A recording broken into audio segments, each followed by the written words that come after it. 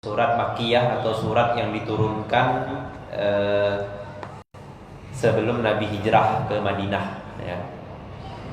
A'udzubillahi minasyaitonirrajim. Bismillahirrahmanirrahim. Amma yatasaalun. Amma, tentang apa yatasaaluna, mereka saling bertanya. Yakni dalam tafsir Jalalain disebutkan, yakni sebagian Quraisy, sebagian orang-orang kafir Quraisy saling bertanya antara satu sama lain. Jadi ketika Rasulullah SAW itu turun membawa Quran, yang mana di antara peringatan yang disampaikan oleh Quran adalah hari kiamat, hari akhir, maka orang-orang kafir Quraisy bertanya-tanya, ada apa dengan Muhammad ini? Apa yang dia bicarakan, gitu kan? Maka Allah berfirman dalam Quran Surah An-Naba ini, amma yatasaalun, tentang apa yang mereka saling bertanya. Ini bentuk tanda tanya, ya. Amma ini aslinya adalah an dan ma istifham, ma pertanyaan. Kemudian dalam ayat keduanya disebutkan anin nabail azim, yakni tentang berita yang sangat besar. Jadi ini penjelasan untuk pertanyaan tadi. Jadi yang mereka pertanyakan adalah tentang masalah besar. Jadi Allah jelaskan ini yang mereka pertanyakan adalah masalah yang besar. Jadi ketika Rasulullah SAW datang membawa wahyu, membawa Al-Quranul Karim, yang mana dalam Al-Quran itu terkandung mengenai hari kiamat, hari kebangkitan. Sehingga Allah jelaskan ini adalah perkara yang besar. Ini bicara tentang hari kiamat. Maknanya apa tadi? Ya, tentang mereka ini ingkar terhadap Nabi. Ketika Nabi datang membawa wahyu, membawa Quran, mereka bilang, apa ini Muhammad, ini ada apa? Apa yang diomongkan ini? Maka Allah jelaskan itu adalah perkara yang besar. Antaranya di antara yang Nabi sampaikan dalam Quran itu adalah masalah hari kiamat, ya. Karena orang kafir itu, kafir Quraisy dan kebanyakan orang kafir itu, mereka tidak mempercayai bahwasanya manusia itu akan mati dan bangkit. Maksudnya itu mereka tidak percaya kalau manusia itu akan dibangkitkan lagi selepas mati. Orang-orang kafir dan orang yang tidak beriman kepada Allah, mereka kira itu kalau udah mati ya udah mati, dikubur gitu. Selesai gitu kan. Tidak ada cerita macam-macam lagi. Maka Nabi datang menjelaskan, meluruskan mereka, menyampaikan kepada mereka bahwasanya kalian manusia itu kalau mati itu akan dibangkitkan dari kubur, akan mempertanggungjawabkan segala perbuatan. Sehingga ini yang kebanyakan diingkari oleh orang kafir. Karena kalau rukun iman itu ada berapa? Ada 6. Di antaranya yang kelima itu adalah hari kiamat. Sengaja saya tes, takut apa pula. Yang pertama iman kepada apa?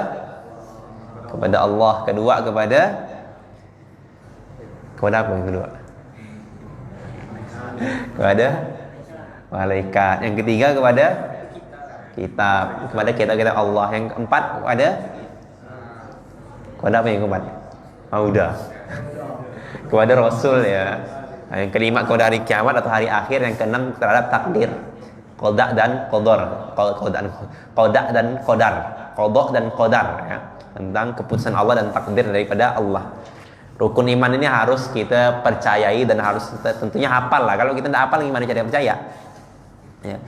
Jadi syarat iman itu ada 6. Jadi tidak cuma orang itu beriman kepada Allah dan beriman kepada Nabi Muhammad, tapi juga harus beriman pada Quran, harus beriman kepada malaikat, harus beriman kepada hari kiamat, dan harus beriman kepada qada dan qadar. Kalau dia tidak beriman kepada salah satu, walaupun dia meyakini Allah adalah Tuhan dan Rasulullah adalah utusan daripada Allah, itu pun sia-sia. Dalam arti apa? Dia masih kafir kalau dia menganggap hari kiamat itu tidak ada. Atau dia kafir juga kalau menganggap Quran itu salah, atau menganggap bahwasanya Quran itu tidak benar. Nah, itu bisa kafir juga. Karena itulah hati-hati memang dalam urusan Al-Quran itu kan. Nggak boleh sembarangan kita ini menafsirkan, tidak boleh kita ini sembarangan membuat Quran. Jadi membikin Quran, maksudnya kalau ada toko buku pengen bikin Quran misalnya, harus ada aturan. Nah, di antara di Indonesia ini kan ada Lajnah Pentasih Quran. Kenapa? Karena Quran itu satu huruf pun tidak boleh dirubah, ya. Nah, kenapa ya? Karena kandungan itu adalah kandungan yang besar datang daripada Allah Subhanahu wa taala. Begitu pula Quran juga tidak boleh kita ingkari. Dalam Quran udah jelas zina itu haram, minum arak itu haram, sholat itu wajib. Nah, kalau kita ingkari, kita bilang alah tidak perlu sholat bah, yang penting hidup ya, misalnya. Alah tidak masalah lah minum arak sikit ya bah, bukanlah banyak misalnya. Nah, itu kalau dia minum arak karena memang dia berbuat dosa lah, karena dia memang suka lah candu ataupun tidak sholat karena malas misalnya, itu ya dia dosa, hanya saja tingkatannya cuma dosa masih Islam. Tapi kalau dia bilang sholat tidak wajib atau bilang arak itu halal, sama seperti minum susu misalnya halal, maka ya dosa, ya maka bukan dosa, maka kafir. Kenapa kafir ya? Karena dia mengingkar, berarti secara tidak langsung dia mengingkari hal yang sudah dijelaskan secara jelas oleh Al-Quran. Kalau dalam masalah khilafiyah, dalam fikih itu pandangan masalah furu', cabangan-cabangan, kunut apa tidak, bismillah keras apa tidak, itu masih masalah furu'. Dalam arti kalau kita berbeda pendapat itu tidak sampai kafir, bahkan tidak sampai dosa kalau itu masih ijtihad oleh ulama mazhabkan. Tapi kalau dalam masalah hal yang sudah jelas, sholat itu wajib, arak itu haram, zina itu haram, mencuri itu haram, bunuh orang itu dosa besar, maka kalau diingkari itu bisa sampai tingkatan kafir ya. Nah, jadi itu jelas ya. Karena ada orang itu bilang babi itu haram, tapi arak itu halal kata dia. Nah, arak semua halal, semua haram ya. Arak haram, babi pun sama-sama haram, sama-sama dalam Quran. Kadang orang preman-preman yang mabuk itu biasa takut dia. Nak makan tempat Cina takut, dia makan babi takut. Tapi begitu arak santai ya diminum botol-botol kan. Nah, ini sebenarnya tidak benar juga. Kemudian Allah berfirman dalam Quran selanjutnya, alladzi hum fihi mukhtalifun. yakni berita yang besar tadi yang mana mereka itu ingkari. Allazi, manusia dalam hal ini ada dua macam. Yang pertama ada yang beriman kepadanya, yakni kepada hari kiamat, dan ada yang kafir. Kemudian dalam firman Allah ayat berikutnya Allah jelaskan, Allah ancam orang yang ingkar dengan adanya hari kiamat. Allah berfirman, kalla, sekali-kali tidak, saya'lamun, mereka akan mengetahui, yakni mereka akan mengetahui terhadap apa yang mereka ingkari. Dalam arti apa? Ketika mereka semua mati, sakaratul maut, di saat itulah mereka akan meyakini bahwasanya apa yang kita bicarakan hari ini, apa yang Nabi sampaikan itu benar ya. Nah, hari ini mungkin kita sepele masalah amal, sepele masalah maksiat, mudah masalah maksiat, kita tidak merasa dilihat oleh Allah. Tapi ketika manusia mati sakaratul maut, mulai ditampakkan hal-hal yang goib, malaikat Israel mulai kelihatan, setan-setan mulai kelihatan. Nah, itu manusia mulai meyakini bahwasanya ternyata apa yang kita bicarakan hari ini adalah hal yang benar. Dan di saat itu manusia itu ingin beriman. Ketika manusia sakaratul maut, manusia itu ingin sekali beriman tapi sia-sia. Kenapa? Karena nyawa sudah di tenggorokan. Allah akan menerima taubat malam yugharghir, kata Nabi, sebelum nyawa itu ada di tenggorokan. Kalau udah percuma beriman kepada Allah ya. Maka mumpung kita masih hidup, masih ada kesempatan, semoga kita ini bisa memperbaiki amal kita ya. Jangan nunggu. Kenapa? Karena dari dulu sudah banyak manusia yang nunggu. Ya, dari dia mulai besar, mulai SMA, dia udah mulai paham, udah ikut pengajian, udah mulai paham tentang surga neraka, udah paham. Tapi kebanyakan masih tunggu nanti lah. Tak terasa setahun dia nunggu masih enggak maksiat, masih enggak ninggalkan sholat. Nunggu lagi udah 2 tahun, 3 tahun, 4 tahun, 5 tahun, selalu seperti itu. Kenapa? Karena setan itu selalu menyuruh manusia menunda amal. Sedangkan Allah dalam Quran senantiasa nyuruh kita ini mempercepat amal. Wasari'u ila maghfiratin min rabbikum, bersegeralah untuk menuju ampunan Tuhan. Cepat taubat, kata Allah. Tapi setan nyuruh kita santai ya, bah. Masih lama, masih muda. Nah, slow ya, bah, selembe, bah. Nah, jadi setan ini termasuk makhluk yang selembe. Kenapa dinamakan setan? Karena dia selembe ya. Setan selembetan ya. Nah, jadi dia nyuruh manusia menunda tanpa sadar. Udah 5 tahun, udah 10 tahun, udah 15 tahun, Tanpa terasa tiba-tiba malaikat Israel sudah datang. Akhirnya apa? Terlambat. Sudah tidak bisa memperbaiki amal. Akhirnya selama-lamanya dia menderita. Inna'udzubillahi min zalik. Kalau manusia dapat masalah di dunia, entah dia habis tabrakan sekalipun, kakinya patah, menderita kesakitan, itu paling lama paling berapa hari? Seminggu udah hilanglah penyakitnya itu. Orang sunat itu lama lah sakit itu. Sebentar ya, paling sakit pas cabut perban kan. Nah, tapi kalau udah kering itu apa sakit? Enggak kan? Sakit dah masih sakit enggak? Enggak kan? Udah sakit. Jadi di dunia penderitaan itu apapun yang terjadi cuman sebentar. Ya, saat tabrakan sekalipun yang saya ceritakan tadi, patah kaki, patah tangan, sakit cuma sebentar, habis itu hilang. Tapi kalau kita di akhirat, kalau kita terlambat tadi, malaikat Israel sudah datang, na'udzubillah min zalik, sebelum kita tobat udah datang ya. Nah, itu sudah celaka selama-lamanya gitu, Pak. Na'udzubillah ya, semoga kita ini mati dalam keadaan husnul khatimah. Semoga kita ini cepat dapat hidayah. Ya. Jadi setiap orang tuh butuh hidayah ya. Tidak ada yang soleh di antara kita ini, tidak ada. Semuanya pasti melakukan kesalahan. Semuanya butuh hidayah. Yang udah istiqomah sholat ke masjid, udah tahajud pun masih perlu hidayah. Kenapa? Karena pasti masih banyak kekurangan. Sedangkan kita ingin menghadap Allah dalam keadaan tanpa kekurangan sepeser pun ya. Maka Allah berfirman mengancam mereka, kalla, sekali-kali tidak, saya'lamun, kelak mereka akan mengetahui. Summa kalla saya'lamun, kemudian mereka akan mengetahui. Ini kata-katanya diulang, mirip seperti lafaz alhaakumut takasur ya, diulang-ulang. Memang di Quran itu banyak sekali ayat yang diulang. Di antara maknanya untuk taukid atau takkid, artinya penegasan, sehingga diulang-ulang oleh Allah pembicaraan itu. Kenapa? Karena ini penting. Ada hal yang cuma sekali dua kali dalam Quran dibicarakan, ada hal yang berkali-kali dibicarakan. Kenapa? Karena hal ini penting untuk kita. Jadi Allah ingin menegaskan kita. Nah, jadi kita harus tahu ya, dalam Quran itu memang beberapa lafaz diulang sebagai penegasan. Jadi jangan salah baca. Kalau baca Al-Kafirun, wala antum abiduna ma a'bud, wala ana abidum ma abattum, wala antum abiduna ma a'bud, wala ana abidum ma abattum. Tak selesai nanti dia kata. Jadi harus tahu pengulangan-pengulangan dalam Quran itu ya, banyak sekali pengulangan. Bacalah ini Watin kan. Summa radadnahu asfala safilin illal ladzina amanu wa amilus solihati wa tawasau bil haqqi wa tawasau bis sabr. Allahu akbar. Jadi sholat jadi imam nih, rukuk.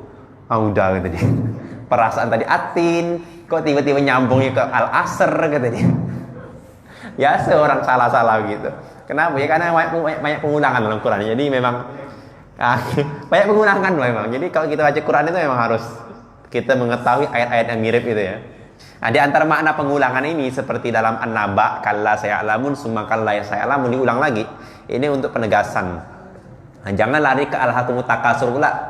Kalla saya'lamun summa kalla saya'lamun kalla law ta'lamuna ilmal yakin la tarawnal jahim. Makmum benar apal manggut-manggut ya makmum belakang. Nah, ini pengulangan-pengulangan ini maknanya adalah takkidun, untuk sebagai penegasan. Jadi Allah ingin ngasih tahu gini, seperti kita nih bilang, awas kau ya, hati-hati kau, hati-hati kau. Nah, itu ngulang kan? Hati-hati kau, hatiku utang kan kau. Lewat rumahku tak bernapas kau, misalnya gitu kan. Nah, ini pengulangan. Nah, sama seperti Allah ini ingin negaskan kepada orang kafir. Kalian akan tahu kan, lihat nanti gitu, Pak. Kalian akan mengetahui apa yang kalian hari ini dustakan itu yang akan terjadi kenyataan. Ya. Dan tak lama umur manusia, cuman 60 atau cuman 70 tahun, tak lama. Itu pun kalau sampai ada yang dia ini lebih rendah lagi, lebih muda lagi udah meninggal. Nah, yang paling baik adalah orang yang panjang umur dalam ketaatan kepada Allah dengan keadaan sehat wal afiat. Kalaupun ternyata udah tua sakit-sakitan tidak masalah. Kenapa? Justru itu bisa menghapuskan dosa-dosa dia kalau dia ini bersabar ya. Cuman kalau bagi orang belajar agama, Quran atau orang alim itu berdoanya memang senantiasa panjang umur dalam ketaatan dan sehat ya. Kenapa? Karena bisa baca Quran, bisa menyampaikan itu kan tentunya sehat, harus sehat kan, punya ingatan yang kuat biar bisa sehat. Kalau pikun kan hilang malah hafalannya. Jadi summa kalla saya'lamun, sungguh mereka kelak akan mengetahui. Alam naj'alil arda mihada. Ini 9 ayat selepasnya ini Allah akan menceritakan tentang nikmat-nikmat yang Allah berikan kepada manusia. Alam naj'alil arda, bukankah aku, kata Allah, telah menjadikan bumi itu mihada, sebagai hamparan. Hamparan di sini maknanya firasyan kal mahdi. Jadi seperti kata orang, utlubul ilma minal mahdi ilal lahdi. Belajarlah ilmu dari buayan sampai liang lahat. Nah, lahat itu kuburan, kalau mahat itu namanya buayan, tempat tidur bayi. Nah, jadi Allah jadikan bumi ini sebagai hamparan, sebagai alas, firasan, alas kal mahdi, seperti hamparan bayi. Hamparan tempat tidur bayi itu lembut, empuk gitu maksudnya kan. Nah, jadi Allah berfirman, bukankah telah kujadikan untuk kalian manusia ini bumi sebagai tempat tinggal, sebagai hamparan yang manusia bisa tinggal di atasnya. Ini termasuk nikmat yang Allah berikan. Kita lihat tempat bumi ini enak sekali ditinggali ya, rata sekali. Kalaupun naik-naik itu sebagai hiburan, wisata kan seruan naik turunnya. Nah, coba seandainya bumi ini kayak roller coaster begitu, sung misalnya. Nah, ada bumi gravitasi lah termasuk. Nah, siapapun pendapat apapun itu, ada yang bilang gravitasi, ada yang bilang gaya berat ya. Karena ada orang yang tak percaya sama gravitasi ya. Nah, jadi di bumi manusia itu ada gravitasi ataupun yang berat tadi, gaya berat jenis manusia, sehingga manusia itu diam di bawah. Coba seandainya manusia seperti yang kata orang di luar angkasa itu, yang tak bisa nijak, itu gimana kita? Nah, mau jalan ke sana susah, kita mau berenang kayak orang berenang gitu kan susah. Nah, tapi di bumi enak, kita berjalan enak, ngelempar sesuatu enak, semuanya enak. Nah, kenapa Allah jadikan bumi ini tempat tinggal? Nah, karena itulah orang-orang ulama Islam banyak tidak percaya kalau bahwasanya manusia itu bisa ke planet lain itu tak mungkin gitu, mustahil. Kenapa? Karena manusia itu yang Allah jadikan hamparan tempat tinggal itu hanya ardo itu bumi. Sedangkan bintang-bintang lain, gugus planet-planet lain itu tidak bisa ditempati manusia, tidak bisa. Jadi sampai kapanpun, secanggih apapun tidak akan bisa memindahkan tempat tinggal manusia ke Mars. Karena zaman sekarang ini ada program katanya ingin membuat tempat tinggal di Mars. Jadi mau dibuat Indomaret, Alfamart di sana, warung-warung mau dibuat di sana itu kan. Tak bisa. Tidak akan sampai hari kiamat, sampai Dajjal keluar pun tak bisa. Nah, karena susah kalau bisa. Nanti kalau bisa, kalau manusia udah pindah ke Mars karena bumi sudah tidak bisa ditinggali misalnya. Kasihan Dajjal masih sendirian. Noleh mana orang nih kata dia. Kok sepi kata Dajjal kan. Jadi tidak ada, manusia semuanya akan di bumi, hidup di bumi, mati pun di bumi. Jadi kalau kita lihat baca Quran, yang Allah bicarakan itu hanya bumi saja. Tidak ada planet lain. Ada planet lain itu tapi hanya sebagai kawakib, bintang-bintang gitu ya, bukan hal yang diistimewakan, hanya sebagai bintang-bintang. Matahari, bulan itu sebagai lampu. Sebagai apa ya? Seperti kita tinggal di bawah, atasnya ada lampu-lampu, ada cahaya-cahaya, ada kipas angin, cahaya-cahaya, pernak-pernik, mutiara, entah lampu yang kuning, entah lampu yang putih. Nah, sama Allah jadikan bumi ini, Allah bikin seperti itu.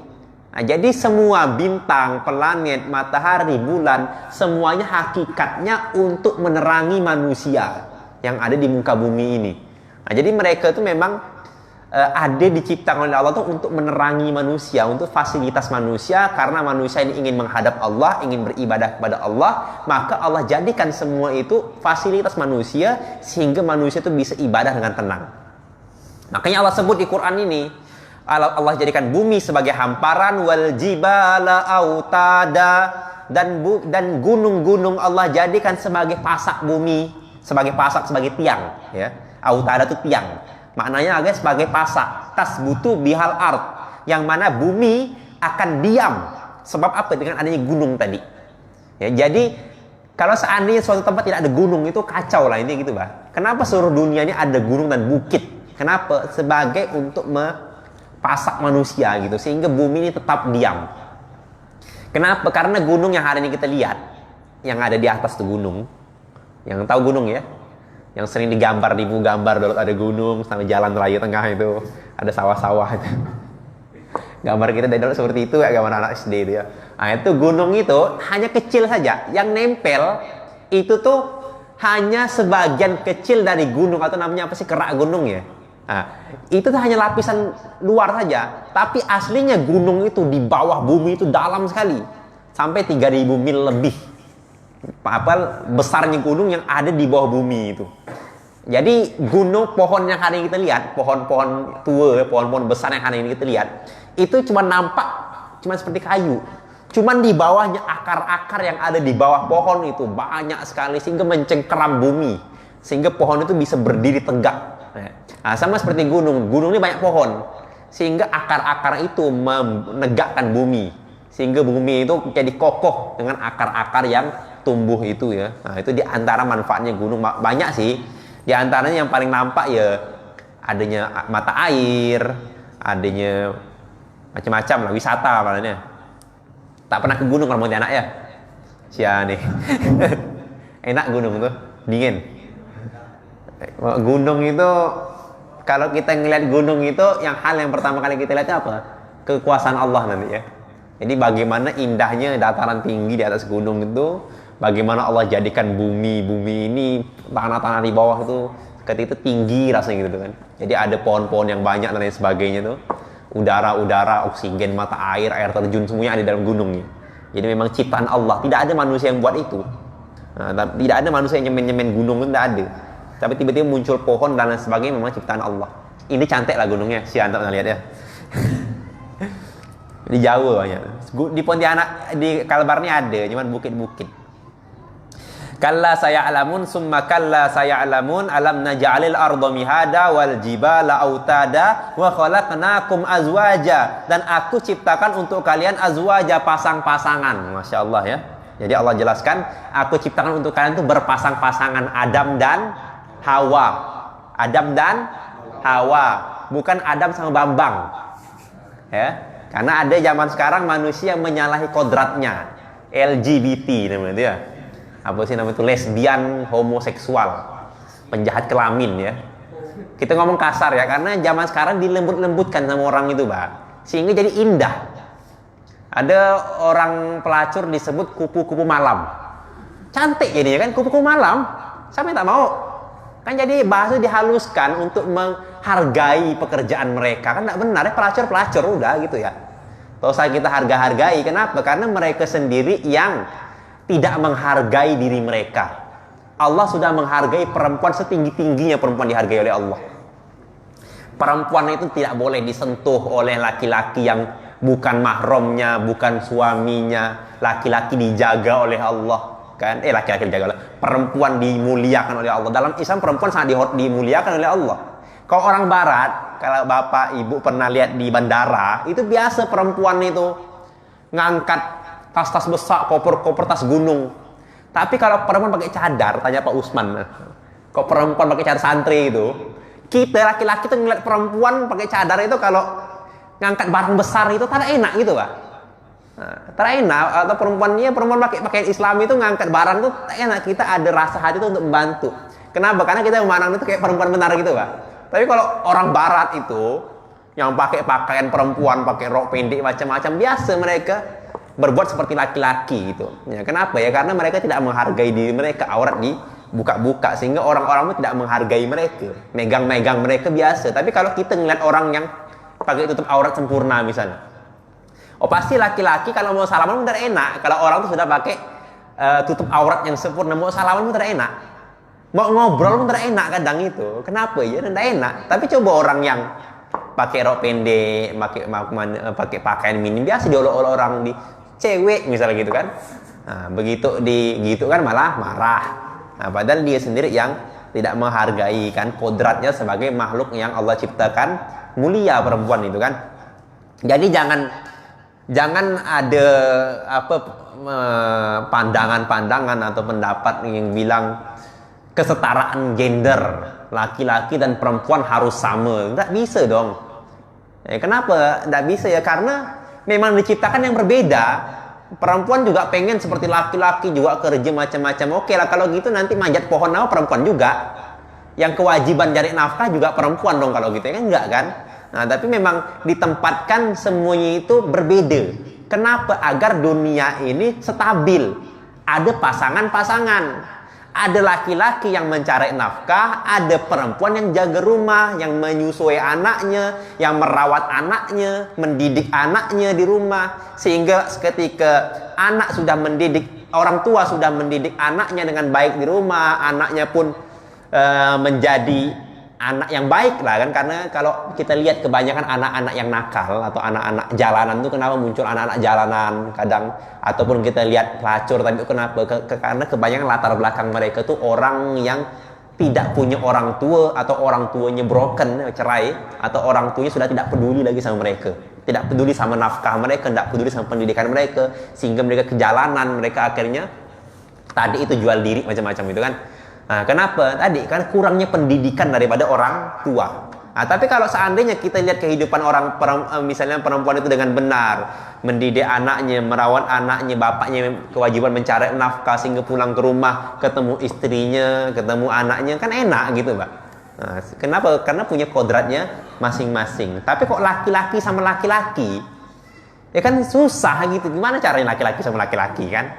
Nah, kenapa Allah ciptakan ada kunci, ada lubang kunci, kan pas, tidak? Tapi kalau kunci sama kunci, gimana caranya? Tak bisa kan? Nah, jadi memang Allah ciptakan semua itu berpasang-pasangan, semua hal, bukan cuma manusia, binatang pun berpasang-pasangan. Bahkan kalau kita belajar apa sih namanya itu, magnet tuh kan, magnet itu kan ada kutub utara sama kutub positif sama kutub negatif kan. Nah, begitu pula pasang kutub utara ada kutub selatan, barat ada timur. Nanti kalau kita di masalah atom itu, atom juga sama. Kenapa atom itu bisa meledak? Karena ada nama apa ketemu gitu kan. Pokoknya semua itu berpasang-pasangan, nah, sehingga menjadikan semua itu hidup. Kalau seandainya semua hewan atau semua manusia itu homo dan lesbi misalnya, kira-kira manusia ini akan ada lagi tak? Tidak ada, generasi punah. Atau tidak salah, manusia seperti biasa, binatang ya lah. Binatang misalnya semua tiba-tiba lesbi atau homo, pencinta sama jenis misalnya binatang. Udah, akhirnya kita tak bisa makan ayam lagi, tak bisa makan ikan lagi, tak bisa makan daging lagi. Kenapa? Mati semua hewannya. Tidak ada yang beranak lagi hewan-hewan itu. Menderita. Ataupun pohon semuanya tadi tidak mau berpasangan, pohon ada pasangannya juga. Nah, tidak mau berpasangan tadi kan. Nah, sehingga pohon itu mati, manusia yang mati. Jadi memang azwaja, pasang-pasangan itu memang nikmat daripada Allah yang Allah berikan kepada manusia. Nah, jadi hal yang harus kita pikirkan, kita renung itu luar biasa ciptaan Allah itu. Allah jadikan semua itu berpasangan. Bahkan sendal pun ada pasangan. Kok kamu belum punya pasangan gitu kan? Sendal sudah ada pasangan gitu ya. Dan pasangan ini tentunya pasangan yang halal ya, dalam arti suami dan istri ya, suami dan istri. Kenapa Allah larang zina? Kenapa Allah kasih batasan antara laki-laki dan perempuan? Kenapa? Ya karena agar tidak terjadi zina tadi. Kenapa? Karena zina ini akan merusak kehidupan manusia juga. Coba seandainya manusia berzina, akhirnya manusia punya anak di luar nikah, akhirnya dia tidak kehendaki, akhirnya diaborsi, macam-macam. Banyak hari ini orang aborsi ataupun anak-anak yang dibuang oleh orang di hutan, banyak sekali. Hanya saja berita kan tidak meng-up semuanya, tidak share semuanya kan. Tapi kalau kita lihat berita setiap daerah itu pasti ada setiap hari itu anak-anak yang dibuang di tempat sampah, ada anak-anak yang diaborsi.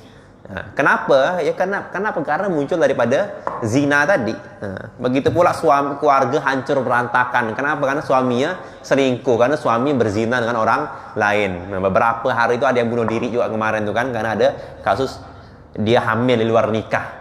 Nah, itulah alasan kenapa Allah larang betul masalah zina. Bahkan di Quran itu Allah sebutkan bukan jangan berzina, tapi wala taqrabu zina, jangan dekati zina.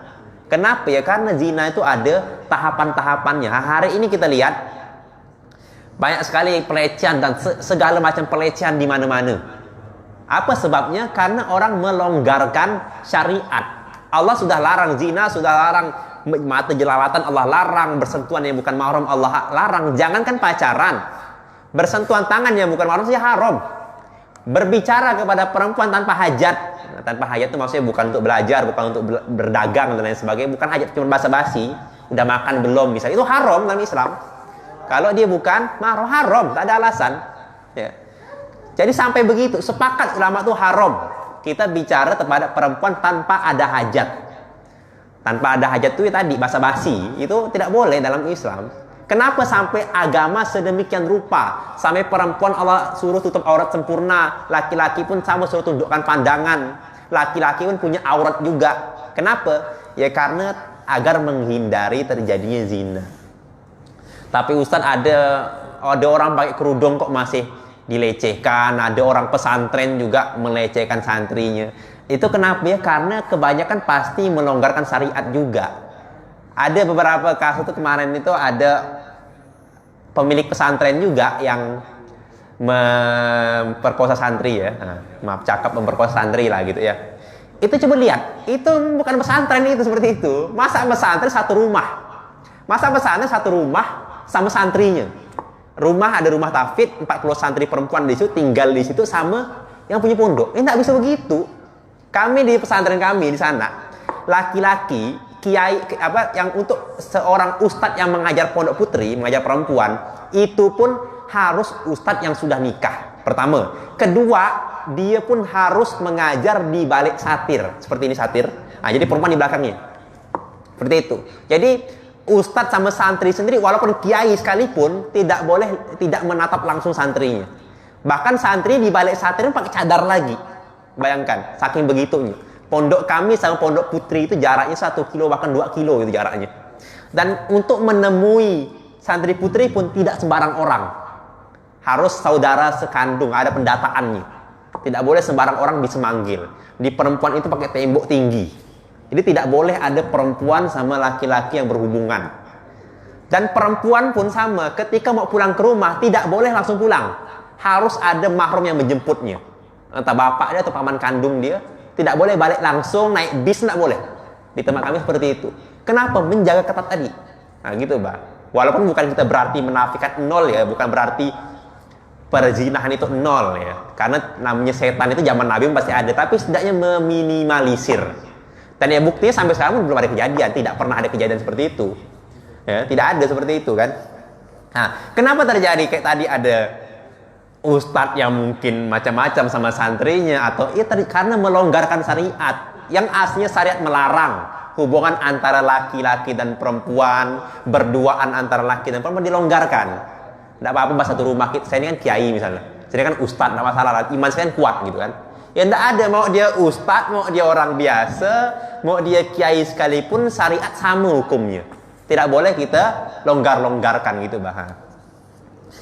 Jadi intinya kalau kita itu memahami syariat yang Allah berikan itu, hidup itu insya Allah tuh aman gitu, bah. Kalaupun ada gangguan atau ujian, yang namanya manusia pasti ada ujian, itu pun cuman 1-2. Nah, tapi kalau sudah perzinahan di mana-mana dan lain sebagainya, LGBT di mana-mana, ini udah kacau, bumi dunia ini udah kacau gitu, bah.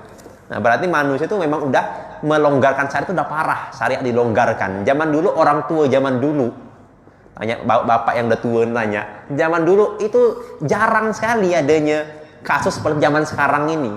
Kenapa? Karena zaman dulu orang tuh sopan, pakai pakaian sopan, mau apa namanya, mau nyampaikan perasaan sama perempuan pun susah, pakai surat dikirimkan. Zaman sekarang ndak baru kenal video call. Zaman sekarang ndak anak SD sudah punya cewek. Zaman dulu orang SMA itu masih takut zaman dulu. Zaman sekarang anak SD sudah berani ayah bunda. Kan parah itu. Namun anak SD ayah sudah makan belum? Anak SMP cewek ngomong seperti anak SD ngomong gitu, Pak. Zaman sekarang gimana? Gimana tidak kacau negara kita, tidak kacau kehidupan manusia ini, tidak kacau kalau seandainya kita itu seperti itu kan. Nah, jadi memang intinya syariat itu kalau kita jalankan dengan baik, sudah Allah atur sedemikian rupa. Kata Allah apa? Sudah kujadikan malam bumi sebagai tempat tinggal, sudah kujadikan gunung sebagai pasak bumi. Nah, zaman sekarang mulai banyak gempa. Kenapa? Bukit dikerok habis sekarang itu. Kalau di tempat saya Kendawangan itu tak pernah gempa. Tapi sekarang perusahaan Hong Kong masuk WHW namanya. Perusahaan bauksit, perusahaan besar di Kendawangan sana, itu punya Hong Kong langsung, bukan Hong Kong kita, maksudnya Hong Kong sana, Cina. dia buat perusahaan itu mulailah terjadi gempa. Kenapa ya? Di antaranya mungkin ya karena habis bukit-bukit dikerok sekarang tuh kan. Fungsinya gunung tadi itu mulai dikikis. Begitu pula Allah jadikan kalian itu berpasang-pasangan sehingga manusia hidup tuh, manusia dan segala macam kehidupan di muka bumi ini jalan dengan damai, jalan dengan seharusnya. Wa ja'alna naumakum subata, dan Allah jadikan, aku jadikan tidur kalian, kata Allah, subata, untuk istirahatnya badan. Nah, dengan ada istirahat yang cukup, manusia pun akan fit hidupnya. Wa ja'alna laila libasa, dan Allah jadikan malam sebagai libasa pakaian. Yakni maknanya satiron bisawadihi, yakni menutupi manusia dengan kegelapan malam. Yakni dengan adanya malam kan kita merasa tertutup, enak gitu. Maksudnya malamnya waktu istirahatnya enak sekali. Coba seandainya siang terus kan susah. Nah, tapi dengan adanya malam, adanya siang itu kan enak. Ataupun kebalikannya, kalau malam terus pun tidak enak. Nah, tapi dengan adanya pasangan siang dan pasangan malam, nah akhirnya manusia hidup dengan enak. Wa ja'alna an-nahara ma'asya, dan Allah jadikan siang itu sebagai tempat untuk mencari kehidupan. Jadi malam tempat manusia istirahat, siang sebagai tempat manusia mencari penghidupan, mencari nafkah. Jangan dibalik. Malam main HP, main game sampai subuh, pagi siang tidur. Nah, ini terbalik. Akhirnya apa? Mau sholat tidak bisa, mau beraktivitas tidak bisa, kerjanya cuman bareng ya terus ya. Wa banaina fauqakum sab'an shidada, dan aku bangun fauqakum di atas kalian sab'an 7 lapis langit shidada dengan kuat. Langit yang ada di atas ini tidak pernah runtuh, tanpa tiang, tanpa fondasi, tapi mereka tetap ada di atasnya tanpa menabrak kita ya. Wa ja'alna sirajan wahaja, dan aku jadikan matahari sebagai pelita, sebagai lampu. Nah, jadi Allah jadikan adanya matahari untuk menerangi manusia. Wa anzalna minal mu'sirati ma'an sajjaja, dan aku turunkan dari awan-awan itu air ya. Allah turunkan dari awan-awan itu air yang banyak, air yang berlimpah. Linukhrija bihi habban wa nabata, agar aku keluarkan dengan sebab air tersebut habban, biji-bijian, wa nabata, dan tumbuh-tumbuhan. Nah, hari ini kita bisa makan, bisa adanya obat dan lain sebagainya, semuanya tumbuh daripada air ya. Jadi air ini sumber penghidupan. Wa jannatin alfafa, begitu pula kebun-kebun yang lebat. Jam berapa Isa nih?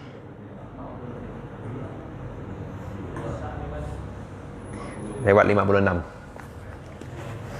Nah, jadi itu tentang 9 daripada nikmat Allah yang Allah berikan kepada manusia. Maknanya kalau kita perhatikan nikmat yang Allah berikan kepada kita ini, niscaya kita ini akan semakin yakin bahwasanya di atas sana ada Allah Subhanahu wa taala, ada Tuhan yang mengatur kita. Ada Allah Subhanahu wa taala yang senantiasa mengawasi gerak-gerik kita. Buktinya apa? Hari ini bumi masih aman sentosa, planet tidak bertabrakan, matahari masih memancarkan sinarnya. Kenapa? Karena masih Allah pelihara. Sebagaimana Allah pelihara kita di dunia ini, maka kita pun sama, harus senantiasa memelihara apa yang Allah ciptakan dan juga menjaga apa yang Allah perintahkan kepada kita. Jadi dengan sedemikian nikmat yang banyak Allah berikan kepada kita, Allah tidak minta apa-apa. Allah cuma minta kita ini menjalankan syariat Allah yang tidak banyak. Sholat 5 waktu itu tidak banyak, tidak lama ya, dibanding dengan tidur kita, main kita itu tidak lama. Nah, begitu pula sedekah, zakat itu tidak banyak Allah minta. Zakat cuma Allah minta 2,5% saja daripada harta kita yang banyak. Jadi semua ini harus kita syukuri. Kenapa? Karena nanti kita akan mengetahui, summa kalla saya'lamun, manusia akan mengetahui apa yang mereka kerjakan nanti di dunia. Ya, maka dari itu ketika kita hidup di dunia, kita hendaknya merasakan bahwasanya kita ini sedang panen amal, sedang mengumpulkan amal. Mungkin hari ini duduk kita di pengajian ini seperti tidak ada hasil, tidak nampak ya. Seandainya surau ini kita buat yang ikut pengajian nanti di Ustadz Sulaiman di pintu nyiapkan duit 1 juta. Nah, itu 1 juta ya lah, itu pasti seluruh kampung, seluruh Pontianak datang ke sini nanti. Untuk duit 1 juta, padahal cuma 1 juta. Nah, ini apa yang Allah tawarkan kepada kita ini dalam pengajian ini lebih baik daripada dunia dan seisinya. Pahalanya pasti ada. Setiap yang datang, malaikat nunggu di pintu itu mencatat amalnya, disetorkan kepada Allah untuk dia terima gajian nanti di akhirat. Nah, maka semua tetap semangat insya Allah ya. Nah, insya Allah nanti hari ini ada apa tuh, baca Quran tuh? Apa hari apa tuh? Hah? Malam Jumat enggak? Malam Jumat ini ya? Nah, pokoknya itulah, lihat jadwal lah ya. Nah, itu usahakan semuanya juga bisa hadir ya. Nah, kita dalam rangka menghidupkan surau kita yang paling utama ya. Di samping Quran itu sendiri kan paling utama untuk kita baca, tapi kita buat ramai-ramai begitu, diantaranya menimbulkan kesadaran. Jadi semuanya yang di sini ya, saya kasih tugas semua yang di sini, adik-adik juga semuanya, ajak orang untuk hadir pengajian itu ya, hadir baca Quran itu, datang, ajak orang semua untuk hadir. Karena gini, ketika orang baca Quran 1 ayat ya, Bismillahirrahmanirrahim, itu pahalanya per huruf bukan per ayat.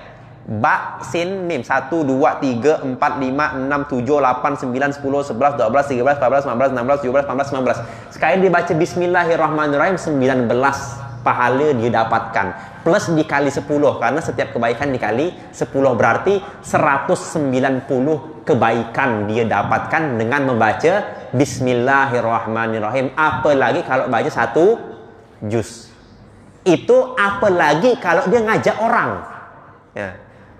Saya ngaji dapat pahala misalnya total 1000 lah, saya baca 1000 huruf. 1000 huruf berarti dikali 10 berarti 10.000 ya. Nah, berarti 10.000 pahala saya dapatkan. Tapi saya ngajak 10 orang. Akhirnya aslinya 10.000 jadinya 100.000. Apalagi kalau saling mengajak. Nah, jadi memang amalan dakwah mengajak orang itu sangat penting ya. Nah, sama kayak pengajiannya, ajak kawan-kawannya ya, ajak kawan-kawannya. Kenapa? Karena dengan kita ngajak mereka ke sini, kita bicara akhirat dan lain sebagainya, mudah-mudahan ada kesadaran di antara mereka. Nah, mungkin bapak-bapak, ibu, adik sekalian, mungkin ngajak orang masih tidak enak, ngajak ke masjid mungkin letih kan, ngajak di setiap hari kan tidak enak, bawa dia pengajian.